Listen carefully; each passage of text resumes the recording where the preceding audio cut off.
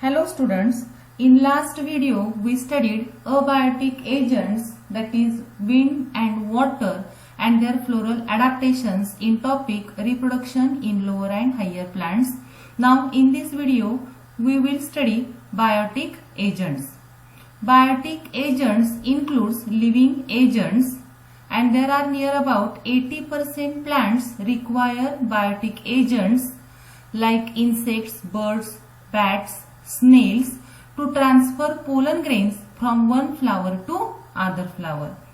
And there is some physical characteristics present between plants and pollinators which make them to interact successfully, and they are called as a pollination syndrome.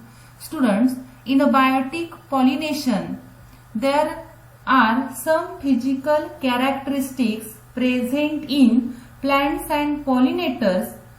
That characteristics make them to interact successfully, and they are called as a pollination syndrome. Biotic pollination होण्यासाठी plants आणि pollinators यांच्यामध्ये काही characteristics तयार होत असतात, त्यामुळे त्यांच्यामधल्या आंतरक्रिया ह्या यशस्वीरित्या पूर्ण होत असतात. त्याला पॉलिनेशन सिंड्रोम असं म्हटलं जातं. Then next point is pollination by insect. The pollination which occurs with the help of insect is called a entomophily, and the flower is called a entomophilous flower. It occurs in rose, jasmine and sistrum. This entomophilous flower shows some floral adaptations to attract insects for pollination, and they are: the flowers are large, showy and brightly colored. फुलं ही मोठ्या आकाराची, आकर्षक आणि वेगवेगळ्या रंगाची त्या ठिकाणी तयार झालेली असतात. The flowers have sweet odor, that is smell, and nectar glands. Nectar means a sweet juice present in a flower, ज्याला आपण मध असं म्हणत असतो.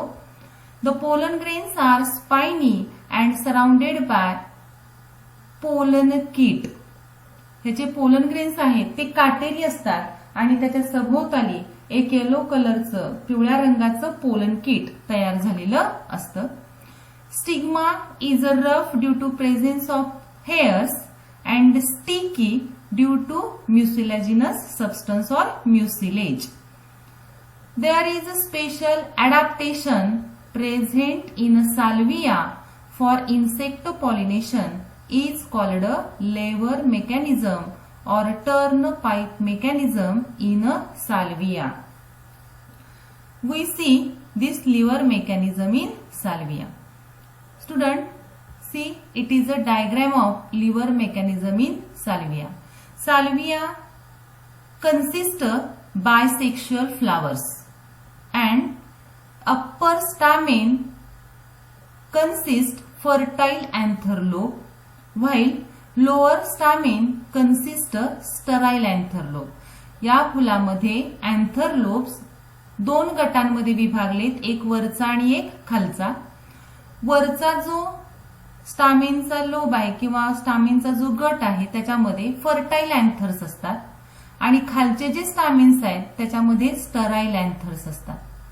When insect enter in a flower, जेव्हा कीटक या फ्लावर मध्ये एंटर होतो, याच्यावरती बसतो, then it push flower lobe, so fertile anther lobe bends. बघा या ठिकाणी आपल्याला दिसतंय की हा इन्सेक्ट या फ्लावर वरती बसल्यामुळं ह्या इन्सेक्टचा दाब या फ्लावर वरती पडतो, हा पुश होतो, हा ढकलला जातो लोब, आणि त्यामुळं वरचा जो फर्टाईल अँथर लोब आहे तो बेंड होतो, झुकतो, and it come in contact with back side of the insect and pollen grains are dusted there. या ठिकाणी हा वरचा जो फर्टाईल अँथर लोब आहे तो खाली बेंड होतो, या इन्सेक्टच्या पाठीच्या कॉन्टॅक्ट मध्ये हा येतो आणि पोलन ग्रेन्स त्या ठिकाणी डस्ट होतात, त्याच्यावरती पडतात. The pollen grains are stick on the wings, body and legs of the insect. These insect visit other flower and the pollen grains are received by the receptive stigma of other flower and pollination takes place. ज्या वेळेला हा कीटक या फुलावरून उठून दुसऱ्या फुलावरती बसतो तेव्हा त्या फुलाचा स्टिग्मा हे परागकण रिसीव्ह करतो आणि पॉलिनेशन यामध्ये होत असतं. याला लिव्हर मेकॅनिझम असं म्हटलं जातं. Then next type of pollination takes place by birds. The pollination which occurs with the help of bird is called ornithophy and the flowers are called as ornithophilous flower. Example, sunbirds and hummingbirds. बघा अशा पद्धतीचे birds छोटे असतात. आणखीन त्या ठिकाणी हे bird pollination होत असतं. These flowers show some floral adaptations. Flowers are large, showy and brightly colored. Flowers secrete nectar, that is sweet juice in flower. Pollen grains are sticky and spiny. Flowers are without fragrance because birds have poor sense of smell. बघा या ठिकाणी पक्ष्यांमध्ये sense of smell हे develop झालेलं असत नाही आणि त्यामुळं या फुलांमध्ये फ्रॅग्रन्स स्मेल तयार झालेला असत नाही. पण ही फुलं कशी लार्ज अट्रॅक्टिव्ह असतात. Then corolla is tubular or funnel shaped. Tube सारखा करोला या ठिकाणी तयार झालेला असतो. त्याला फनेल शेप्ड करोला असं सुद्धा म्हटलं जातं. Example, Bombax, Callistemon also called as a bottle brush and Butea. Then next type of pollination takes place by bats and the pollination which takes place with the help of bat is called chiropterophily. ज्या वेळेला bat म्हणजे वटवाघूळ याच्या मदतीनं pollination परागीभवन होतं तेव्हा त्याला कायरोप्टेरोफिली असं म्हटलं जातं. These flowers show some adaptations. Flowers are dull colored with strong rotten fruit smell. यामध्ये फ्लावर्स हे अट्रॅक्ट असत नाहीत, ब्राईटली कलर्ड असत नाहीत, तर त्याचा कलर डल असतो and they have a strong rotten fruit smell. सडका किंवा कुजलेल्या फळांसारखा वास त्या ठिकाणी त्या फुलांना असतो. Flowers secrete abundant nectar. Flowers produce edible pollen grain. Edible